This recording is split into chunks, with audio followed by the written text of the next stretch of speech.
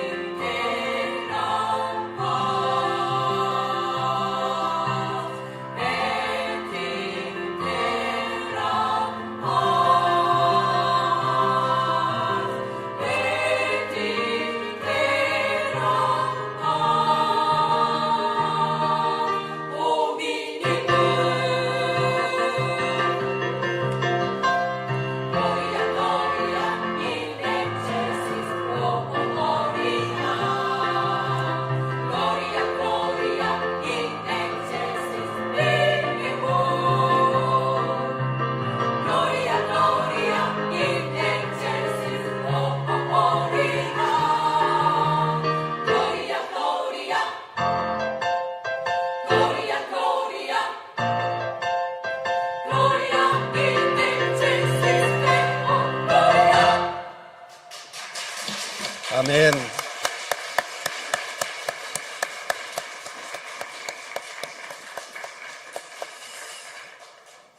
잘은 모르지만 본인들도 모를지 몰라요. 라틴어로 아마 찬양을 한 것 같습니다. 세 곡 불렀죠. 키레엘레이손, 아두라무스트, 글로리아 인 엑첼시스 데오. 맞나요? 예.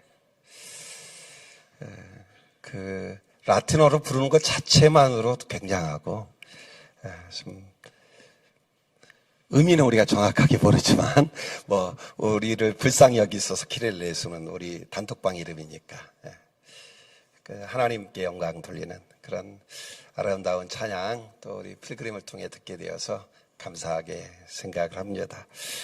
형들에 의해서 이집트로 팔려간 요셉은 하나님의 놀라운 섭리 가운데 이집트의 총리가 되죠. 사람이라고 하는 게 노예에서 신분 상승이 됐잖아요. 이집트의 총리로. 그리고 7년간의 풍년이 시작이 되고 이 풍년이 계속되는 동안 요셉은 각 지역에서 거둬들인 곡식을 각 성에 저장해 둡니다. 창고를 지어서. 유비, 무한. 그 저장한 곡식이 얼마나 많았던지 성경은 바다 모래같이 많아서 셀 수 없을 정도였다. 그렇게 증언하고 있습니다. 그러나 우리 인생에는 늘 이렇게 풍년만 있는 게 아니죠. 풍년이 있으면 또 뭐가 찾아와요? 흉년이 찾아옵니다. 전도서 3장 말씀에도 보면 날 때가 있으면 죽을 때가 있고 심을 때가 있으면 심을 것을 뽑을 때가 있다고 했습니다. 또 슬퍼할 때가 있으면 춤추며 노래할 때도 있다고 했습니다. 최근에 종영된 드라마 중에 직장인들 사이에서 큰 화제를 불러일으킨 작품이 있다고 합니다. 서울 자가의 대기업 다니는 김 부장 이야기. 저는 그 한두 편은 본 것 같아요. 처음 시작할 때. 근데 이 드라마를 잘 보지는 못했습니다만 그 제목에 그냥 다 들어가 있어. 서울 자가, 자기 집, 자기 아파트 가지고 있고 대기업에 다니고 있고 직책은 부장. 이런 정도의 타이틀이면 성공한 인생 아닌가요? 그런데 서울 자가의 대기업 다니는 김 부장이 어느 날 이 모든 것을 다 잃어버립니다. 그리고 경기도 어느 월세 빌라에 살게 되고 또 세차를 하게 되죠. 그런 별 볼 일 없는 중년의 김낙수로 전락하게 됩니다. 평면적으로 봤을 때는 잘 나가는 서울 자가의 대기업 다니는 김 부장이 훨씬 더 행복해 보이겠죠. 그러나 아이러니하게도 그 모든 걸 잃은 후에야 김낙수는 비로소 자기 자신, 진정한 자기 자신을 찾는다는 이야기입니다. 여러분, 이게 우리 인생이에요. 서울 자가의 대기업 다니고 또 부장이라는 직책이 영원한 게 아닌 거예요. 언제 한순간에 전락하게 될지 모르는 게 그게 인생입니다. 지금 잘 나가고 있다고 교만할 필요 없습니다. 교만해서는 안 됩니다. 지금 일이 잘 안 되고 막힌다고 낙심할 필요도 없어요. 건강 자신하는 분 계십니까? 언제 큰 코 다칠지 모르는 게 인생입니다. 또 그렇다고 해서 지금 내가 몸이 약하고 병들었다고 좌절하거나 절망할 필요도 없어요.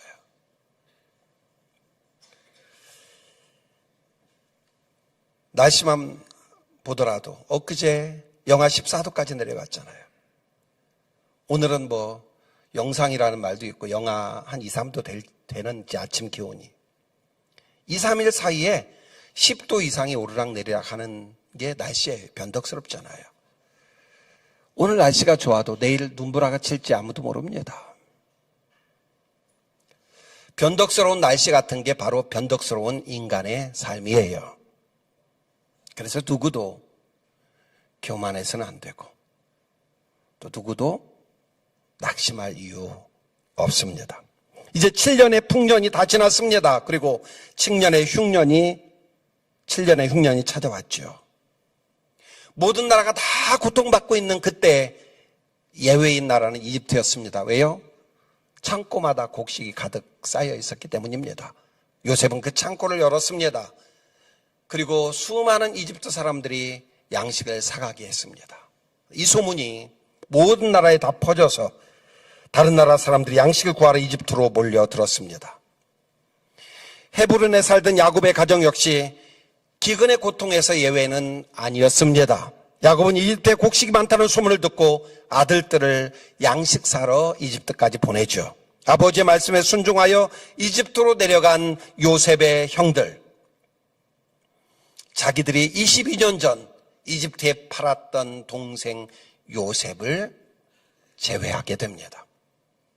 요셉은 형들을 단번에 알아봤지만 형들은 이집트 총리가 된 요셉을 알아보지 못했습니다.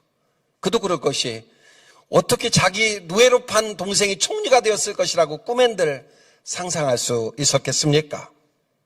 요셉은 여러 모양으로 형들을 테스트합니다. 22년 동안 얼마나 변했는가? 22년 전 여전히 그 미숙한 형들인가? 아니면 위에 있게 서로 배려하고 성숙해진 형들인가? 그리고 형들을 용서하고 형들과 화해를 합니다. 그러나 요셉에게는 꿈에도 잊을 수 없는 한 분이 계셨죠. 22년 동안 단 하루도 잊은 적이 없는, 바로 130세가 된 아버지 야곱이었습니다. 요셉은 아버지 야곱을 이집트로 모셔오기 위해서 나귀 10필에 이집트의 가장 좋은 물건들을 실어 보냅니다.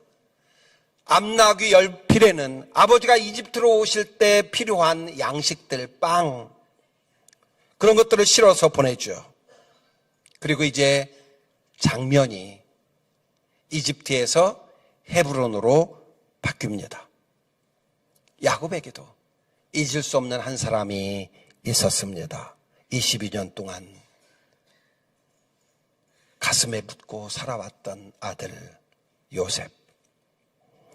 그런데 죽은 줄만 알았던 아들 요셉이 살아있다는 겁니다. 그것도 이집트의 총리가 되어 있다는 거죠.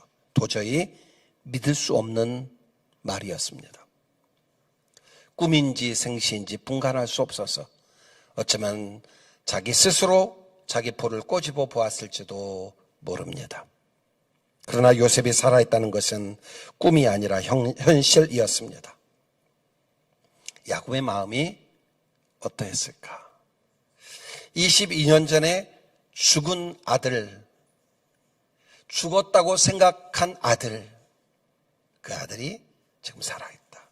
그것도 대제국 이집트의 총리가 되어 있다. 아버지 야곱의 마음이 창세기 45장 28절에 기록되어 있습니다. 이스라엘은 야복강에서 천사와 씨름하여 얻은 야곱의 새로운 이름이죠. 이르되 조카도다. 내 아들 요셉이 지금까지 살아있으니 내가 죽기 전에 가서 그를 보리라 하니라. 이 조카다는 말은 이제 죽어도 여한이 없다, 그런 의미입니다. 야곱은 더 이상 지체할 시간이 없고 머뭇거릴 시간이 없었습니다. 한시바삐 요셉에게 달려가고 싶었습니다. 그런데 여기서 놀라운 반전이 나타납니다. 야곱이 그렇게도 보고 싶어 했던 요셉이 있는 이집트로 곧바로 달려간 것이 아니라 먼저 브엘세바에 이르게 되는 겁니다. 오늘 본문 1절 말씀을 우리 함께 읽겠습니다. 시작. 이스라엘이 모든 소유를 이끌고 떠나 브엘세바에 이르러 그의 아버지 이삭의 하나님께 희생 제사를 드리니. 아멘. 야곱이 어디로 갔다고요? 브엘세바. 왜 브엘세바로 갔을까? 빨간 글씨에 나타나 있었지만 거기에서 하나님께 희생 제사를 드리기를 원했던 겁니다. 그렇다면 왜 브엘세바인가? 브엘세바는 아브라함이 아비멜렉과 언약을 맺은 장소입니다. 그래서 언약의 우물, 맹세의 우물이라는 뜻을 가지고 있습니다. 그리고 아브라함과 자기 아버지 이삭이 하나님께 제사 드린 곳, 오늘날로 말하면 오늘 이렇게 예배 드린 곳이라고 하는 겁니다.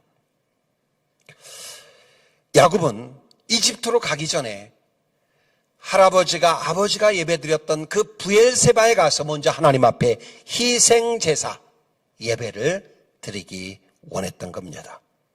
한번 생각해 보세요. 여러분 같으면 지금 22년 만에 아들을 만나러 가는데 오늘 주일 예배 드리고 가세요. 제가 그러면 저 양반이 미쳤나 이렇게 생각하지 않겠어요?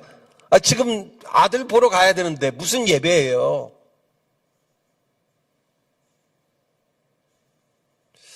그런데 야곱은 달랐어요. 너무나 마음이 급했지만 그리고 헤브론에서 이집트까지 약 740km 66명의 식솔들을 데리고 제산을 가지고 거기까지 가려면 아무리 빨리 가도 한 달, 좀 천천히 가면 50일 걸리는 거리인데 곧바로 이집트로 가도 시간이 모자랄 판인데 하루가 얼마나 길고 한 시간이 얼마나 길게 느껴질 터인데 그러나 야곱은 아들을 만나러 가는 그 바쁘고 급한 마음보다 브엘세바에서 하나님께 예배드리는 것이 더 중요했습니다.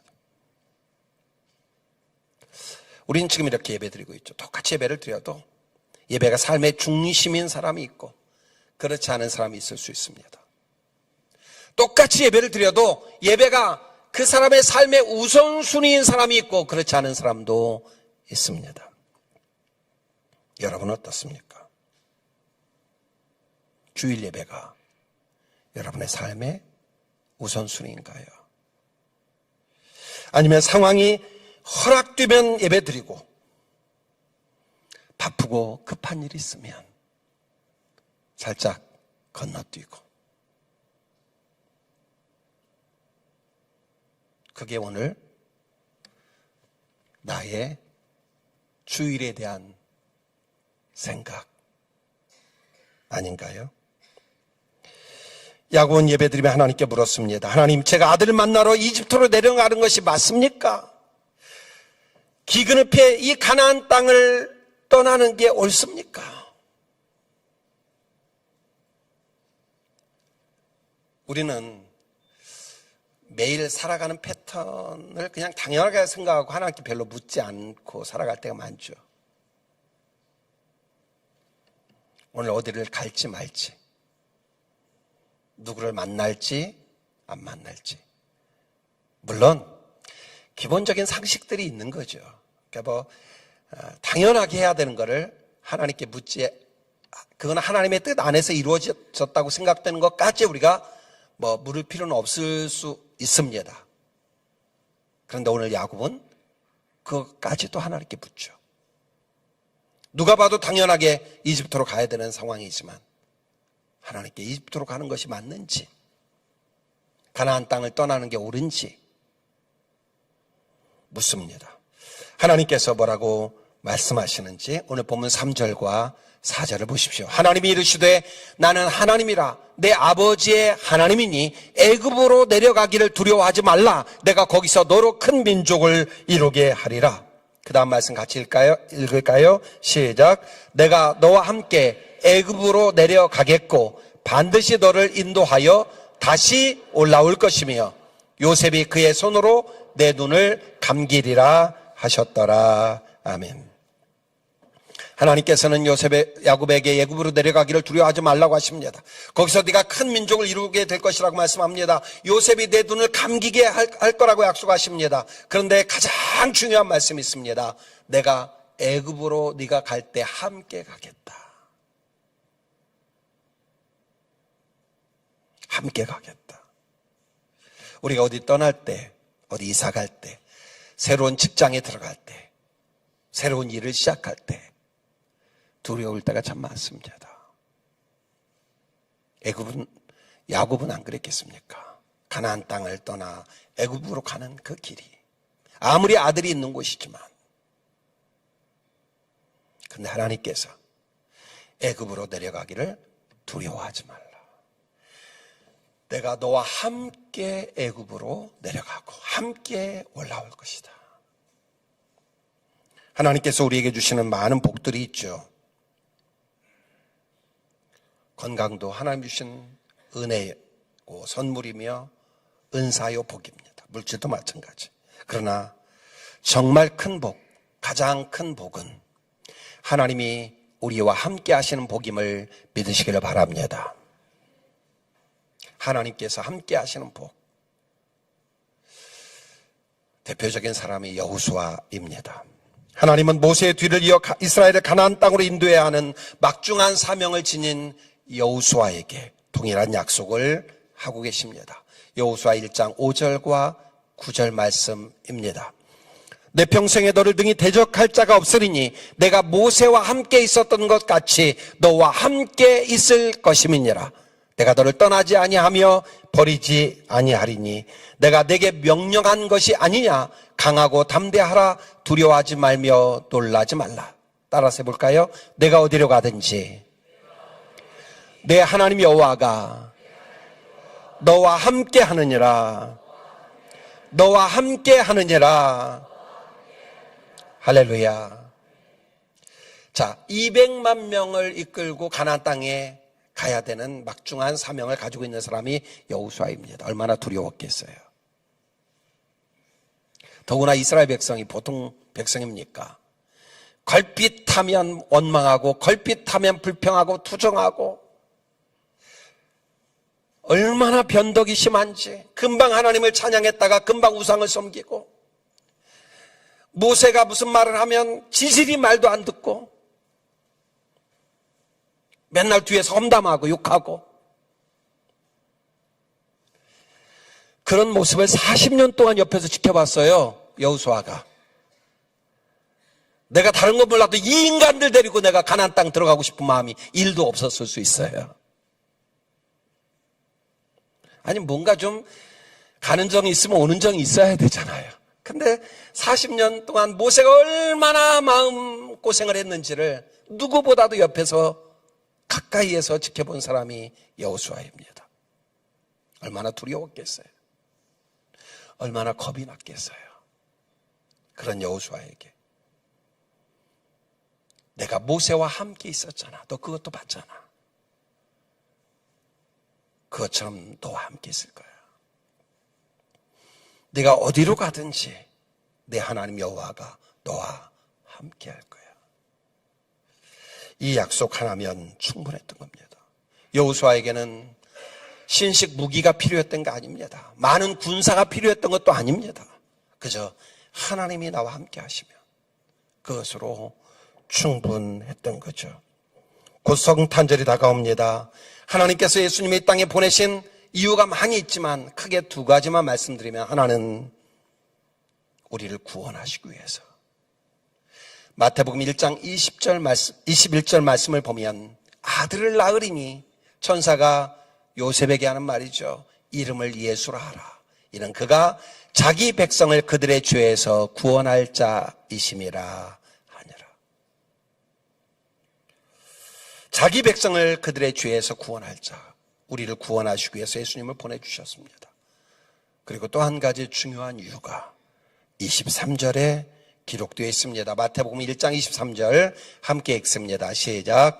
보라, 처녀가 잉태하여 아들을 낳을 것이요 그의 이름은 임마누엘이라 하리라 하셨으니, 이를 번역한즉 하나님이 우리와 함께 계시다 함이라. 아멘.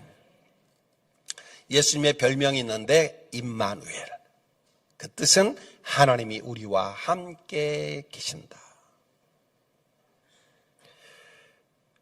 눈에 보이지 않는 하나님을 인간들이 믿지 못하니까 하나님께서는 눈에 보이는 인간 예수를 이 땅에 보내심으로 하나님께서 우리와 함께 계심을 보여주시고 알려주신 겁니다.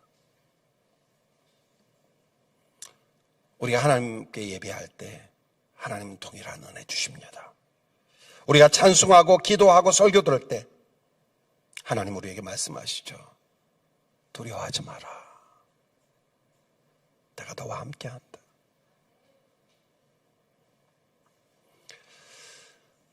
오늘 이렇게 예배를 우리가 드리고 있지만 여러분의 마음속에는 아마 수많은 생각들이 있을 거예요. 건강에 대한 염려, 자녀에 대한 염려, 물질에 대한 염려, 직장에 대한 염려, 사업에 대한 염려, 그리고 이제 곧 연말인데 한 해를 잘 마무리해야 하는 염려. 그런 마음으로 예배하는 우리를 향해 두려워하지 마라, 염려하지 마라. 야곱과 내가 함께 하던 것처럼, 모세와 함께 하던 것처럼, 여호수아와 함께 하던 것처럼 내가 너희와 함께 하겠다. 하나님의 이 음성 듣고 돌아가는 여러분 되시기를 주님의 이름으로 축복합니다. 이 음성을 들은 야곱이 어떻게 하는지 오늘 보면 5절과 6절을 보십시오. 야곱이 브엘세바에서 떠날새 하나님께 예배드리고 하나님의 음성을 들은 후에 야곱은 순종하죠. 브엘세바에서 떠날새 이스라엘의 아들들이 바로가 그를 태우려고 보낸 수레에 자기들의 아버지 야곱과 자기들의 처자들을 태우고 그들의 가축과 가나안 땅에서 얻은 재물을 이끌었으며 야곱과 그의 자손들이 다 함께 어디로 갔어요? 애굽으로 갔더라. 애굽으로 갔더라. 야곱은 그 바쁘고 급한 순간에 자기 생각대로 자기 고집대로 애굽으로 간 것이 아니라 하나님께 예배드리고 하나님의 음성 듣고 그 음성에 순종하여 애굽으로 갔다는 겁니다. 애굽으로 간 건 똑같을 수 있어요. 예배 안 드리고 갔어도. 그런데 예배 드리고 하나님의 음성 듣고 그 음성에 순종하며 간 야곱과 자기 생각대로 간 야곱은 하늘과 땅의 차이가 있는 겁니다. 코로나 이후 한국교회 예배가 무너졌죠. 적당히 무너진 것이 아니라 철저하게 완전하게 무너졌습니다. 이것은 모든 목회자들과 성도들의 공통된 말이에요. 사람들은 이제 조금만 바빠도, 조금만 급한 일이 생겨도, 조금만 피곤해도 온라인으로 예배드리면 되지 뭐, 이렇게 생각해요. 이제 보세요. 날이 더 추워지면 오늘 날도 이렇게 추운데 그냥 온라인으로 예배드리면 되지 뭐. 옛날에는, 코로나 이전에는 그런 생각한 경우 거의 없어요. 아무리 추워도, 아무리 바빠도, 아무리 힘들어도 내가 어떻게든 오늘 교회 가서 예배드려야지, 이런 마음을 대부분 가지고 있었습니다. 근데 이제는 세상이 달라졌어요. 물론 온라인 예배는 코로나를 기점으로 주신 하나님의 은혜요 선물입니다. 몸이 아파서 병원이나 집에 누워있는 분들에게 온라인 예배가 없었다면 어쩔 뻔했습니까? 거리가 너무 멀어서 또 해외에 있어서 교회에 나올 수 없는 분들이 온라인 예배를 드릴 수 있게 된 것은 하나님의 선물입니다. 그러나 온라인으로 드리는 예배가 게으름의 방편이 되거나 합리화의 구실이 된다면 그게 바로 선물이 아니라 독이라고 하는 겁니다.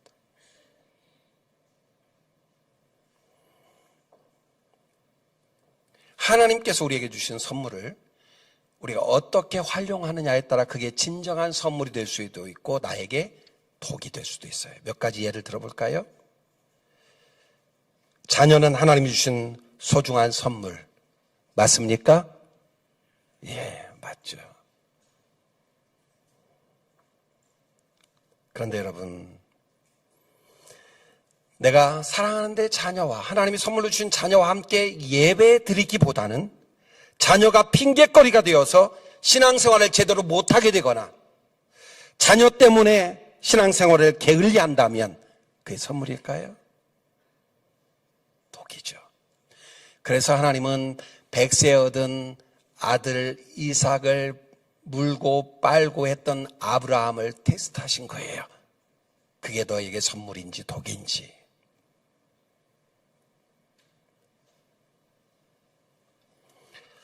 건강, 하나님 주신 선물이죠. 여러분도 저도 만약에 건강하지 못하다면 오늘 이 자리에 함께 있지 못합니다. 그런데 건강한 몸으로 예배의 자리에 있지 않고 취미 생활을 즐기거나 놀러 다니거나, 하나님이 그러라고 건강 주신 게 아니잖아요.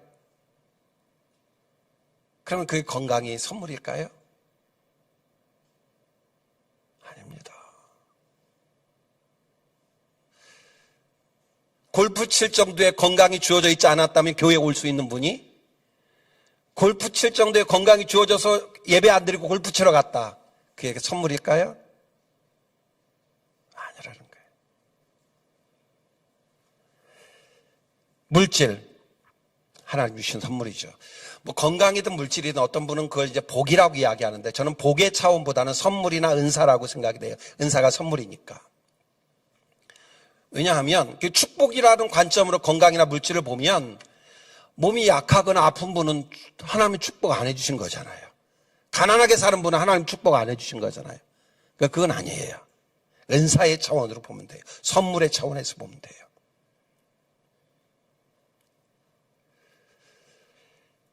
물질을 하나님의 영광을 위해 사용하고 어려운 이웃을 위해서 의미 있는 곳에 사용하는 대신 자기를 드러내거나 과시하며 자기 욕망을 성취하는 그런 수단으로 삼는다면 물질 또한 우리에게 선물이 아니라 독이 될 수 있는 거예요. 물질 자체는 죄가 없어요. 내가 물질을 어떤 관점으로 대하느냐,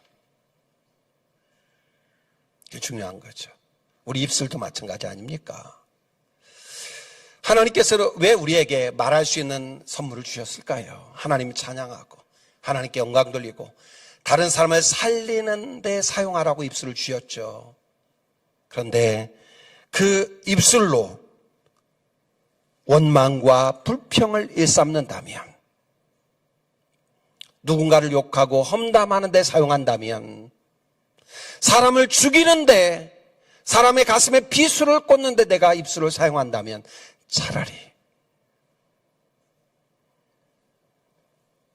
말을 할 수 없는 게 더 은혜일 수도 있어요.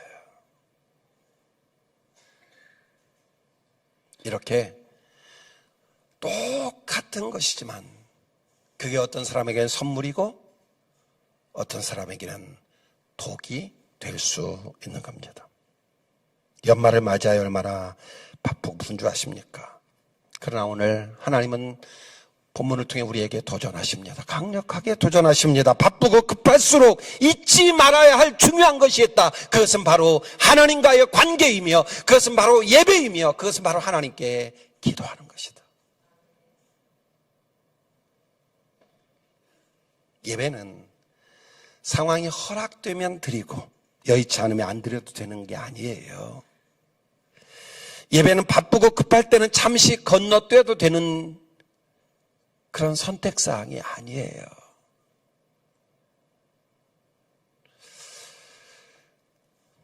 저는 우리 교회에서 서울에서, 남양주에서, 또 원주에서, 화천에서, 대전에서 이제 거주하는 동역자들 있잖아요. 또 예산에서, 또 우리 사모님도 매주 오시고. 네, 저는 우리 동역자들 보면서 참 존경스러워요. 나 같으면 저렇게 할 수 있을까? 그리고 자랑스러워요. 저보고 서울에서 매주일 내려오라고 그렇게 누가 하면 저 사람이 제정신이야? 이렇게 말할지도 몰라요. 저는 그래서 이사 간 분들에게 한 분도 거기에서 매주 오라고 얘기한 적이 없어요. 그리고 가까운 곳에서 신앙생활 하는 것에 대해서 당연하게 여기고 그렇게 축복해주고 기도해줘서 보내요. 그럼에도 불구하고 타 지역으로 이사간 후에도 매주 우리 교회 오시는 귀한 동역자들이 있습니다. 그리고 휠체어를 타고 매주일마다 와서 예배드리는 동역자들이 여러분 계세요. 비장애인에 비해서 몇 배, 몇십 배 더 힘드실 텐데, 또 겨울 찬바람, 그 시린 바람을 맞으면서 우리는 차 타고 대부분 오잖아요. 천둥일치어 타고 오는 그 기간 동안 얼마나 추울까. 또 예배 준비하면서 나오는 그 시간이 얼마나 더 많이 걸리겠어요, 우리보다. 존경스럽죠. 우리 믿음의 선조들은 생명의 위협 가운데에서도 목숨을 걸고 예배드렸습니다. 순교를 각오하고 예배드렸습니다. 예배는 그런 거예요. 예배를 희생하고 내가 다른 일을 하라고, 그래서 예배를 드리든 못 드리든 괜찮다고, 그건 사탄이 주는 유혹이에요. 다른 모든 것을 다 희생해서라도 예배는 드릴 만큼의 가치가 있고 그만큼 귀하고 중요한 겁니다. 왜? 하나님께 예배하는 거니까. 사랑하는 동역자 여러분, 오늘 우리 하늘평안교회 예배가 다시 회복되기를 주님의 이름으로 축복합니다. 우리 모두의 예배가.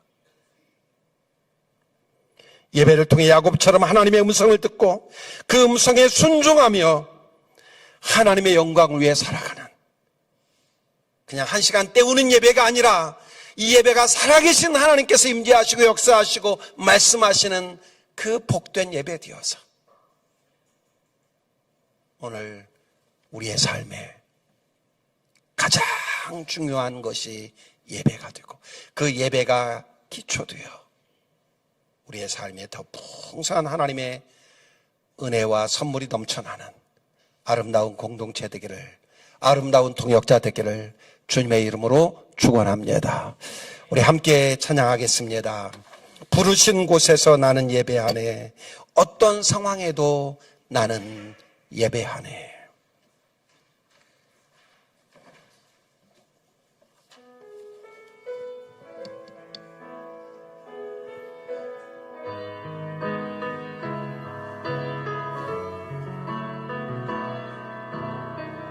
따스한 성령님, 따스한 성령님, 마음으로 보내 내 몸을 감싸며 주어지는 평안함, 만족함을 느끼네. 사랑과 진리에 한 줄기 빛 보내 내 몸을 감싸며 주어지는 평안함, 그 사랑을 느끼네. 부르신 곳에서 나는 예배하네. 어떤 상황에도 나는 예배하네. 부르신 곳에서 나는 예배하네. 어떤 상황에도 나는 예배하네. 내가 걸어갈 때 길이 되고 살아갈 때 삶이 되는 그곳에서 예배하네. 내가 걸어갈 때 길이 되고 살아갈 때 삶이 되는 그곳에서 예배하네. 부르신 곳에서 나는 예배하네. 어떤 상황에도 나는 예배하네. 부르신 곳에서 나는 예배하네. 어떤 상황에도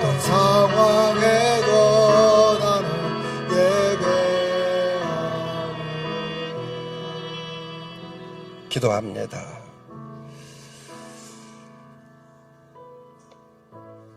저는 오래전 지금은 천국에 계신 어머님이 하셨던 말씀들 마음에 간직하고 살아갑니다. 새벽기도 못 가서 너무 힘들어. 주일 예배 못 드려서 너무 힘들어. 그래서 새벽기도 하고 싶은데 건강이 허락되지 않아서 못하는 분들의 마음이 얼마나 아플까. 주일 예배 꼭 드리고 싶은데 교회 갈 수 있는 상황이 아니라서 못 가는 분들의 마음이 얼마나 힘들까. 늘 그런 생각이 있습니다. 언젠가 여러분도 저도 아무리 마음이 있어도 새벽기도 못하고 아무리 마음이 있어도 교회 갈 수 없는 날이 오지 않겠습니까?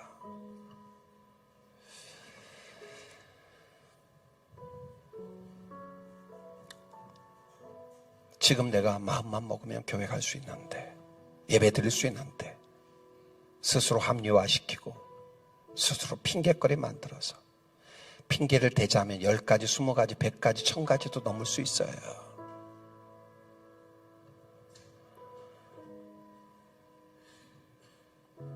오늘 야곱 22년 만에 만나는 아들, 그것보다 더 바쁜 일이 어디 있겠습니까? 그것보다 더 급한 일이 어디 있겠습니까? 그런데 야곱은 이집트로 바로 내려가지 않고 브엘세바에 들렀습니다.